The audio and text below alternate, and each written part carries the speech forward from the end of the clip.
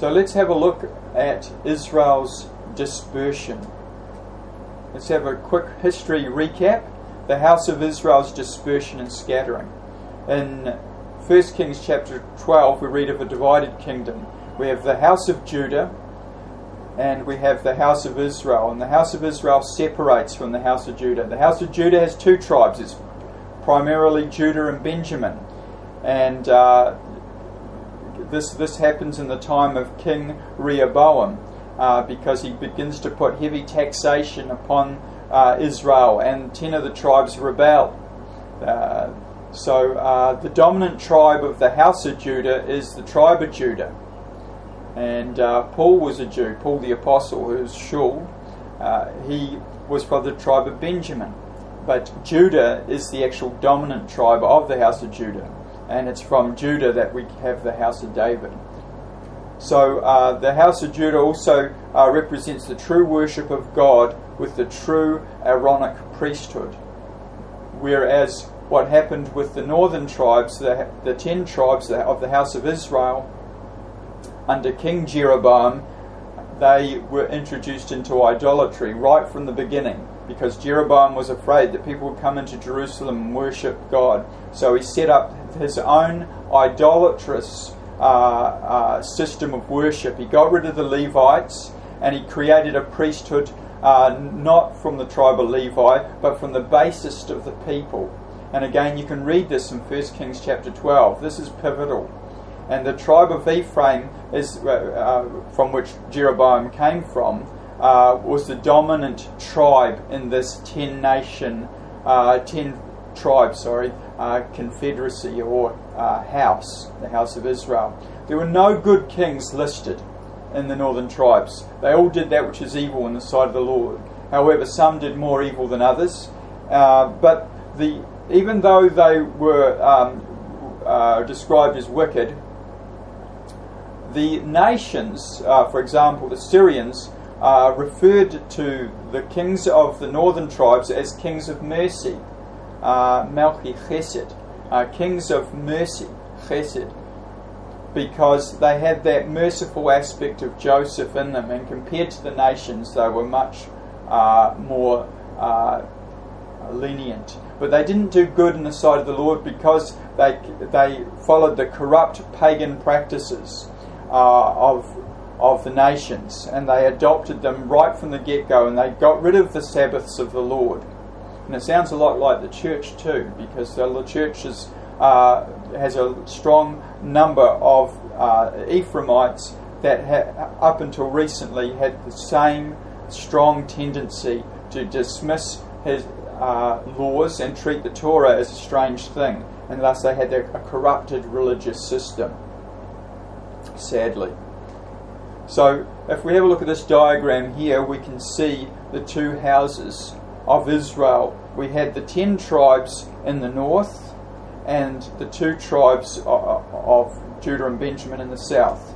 So the 10 tribes are called the house of Israel, and they are headed by Ephraim, and the southern tribes are called the house of Judah, and they are led by the house of David. And right in between the two houses, the house of Israel and the house of Judah, is Benjamin's territory, and that's where Jerusalem is. So Jerusalem is kind of the meeting place of the two houses. The capital city of the northern tribes was Shechem, or Samaria, or Shomron. The Shomron is the name of what we call Samaria. That is actually just a Greek form of the Greco-Roman form of the word Shomron. And that's the name for the northern tribal area. And the southern area, we call it Judah, but it's actually Yehuda. And the capital city of Judah is, or the most important city, is Hebron. And that's where the patriarchs Abraham and Isaac and Jacob were buried, and their wives, except for Rachel. So we have two kingdoms now.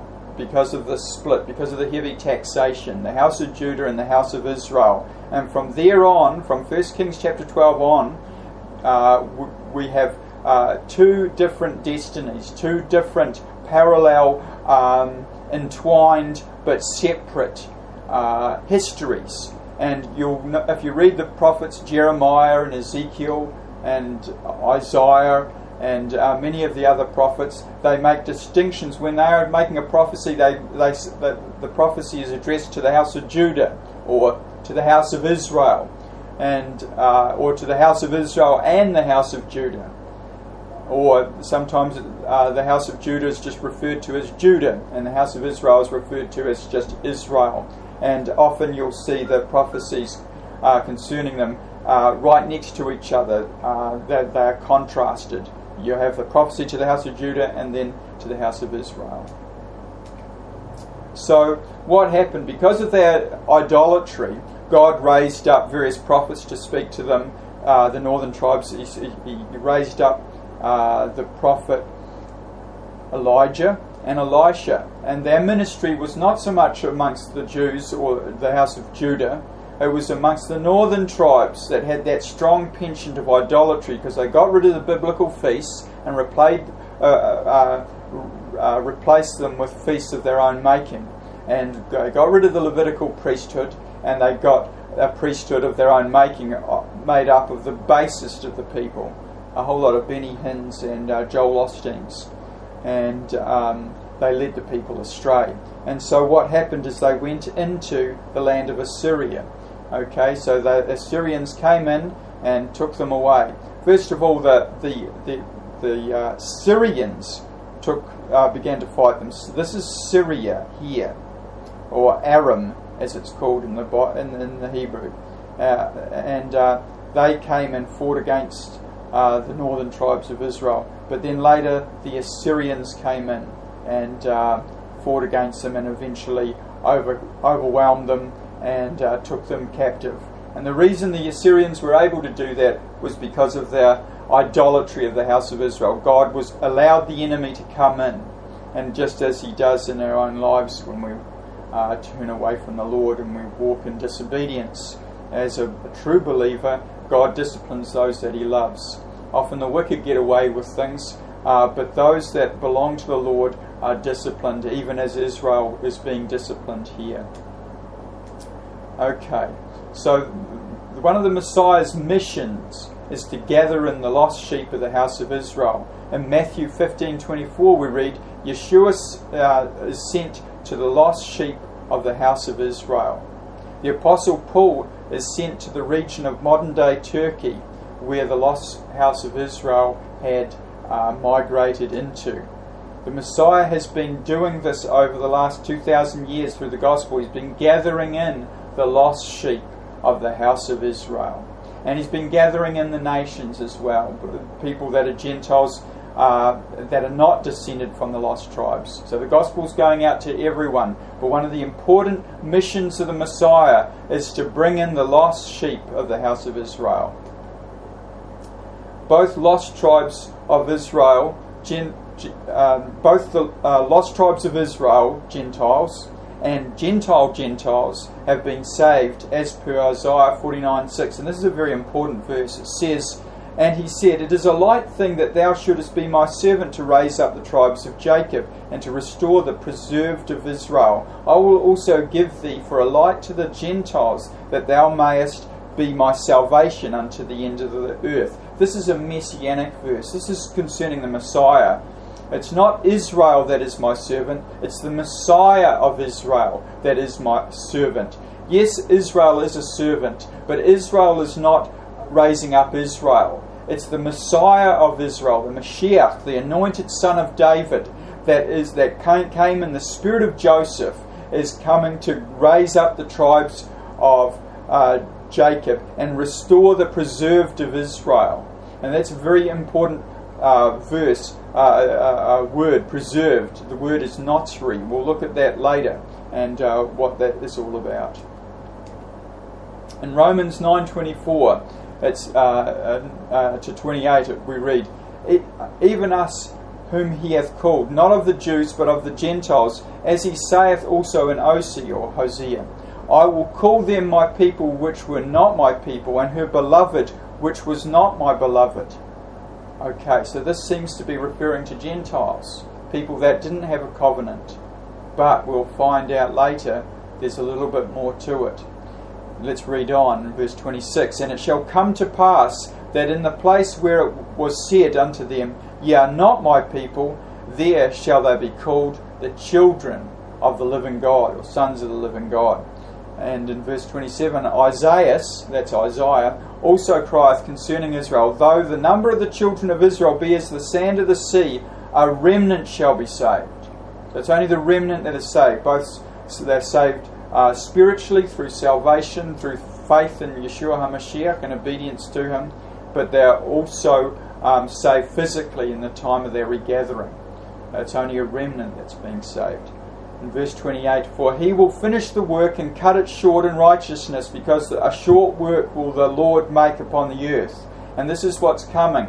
There's coming a day very, very soon where the prophetic clock is going to race forward, and things are going to happen very, very, very quickly. And God is going to regather the lost tribes, but it's only the remnant that's going to be saved, both physically and spiritually. And now that is a quote from Hosea. We just read the New Testament, but here is the quote in Hosea. Yet the number of children of Israel shall be as the sand of the sea, which cannot be measured nor numbered. And it shall come to pass that in the place that it was said unto them, Ye are not my people, there it shall be said unto them, Ye are sons of the living God. Then shall the children of Judah and the children of Israel be gathered together. See, we have two different groups here. The children of Judah, the Jews, and the children of Israel, the lost tribes, the house of Israel. Shall be gathered together and appoint themselves one head. So they're going to have a king. And they shall come up out of the land, for great is the day of Jezreel. And they'll be gathered into the land. And the Jezreel Valley, that's basically where Megiddo is, where Har-Megiddo, what's called Armageddon, is actually the mountain of Megiddo. The mountain of Megiddo.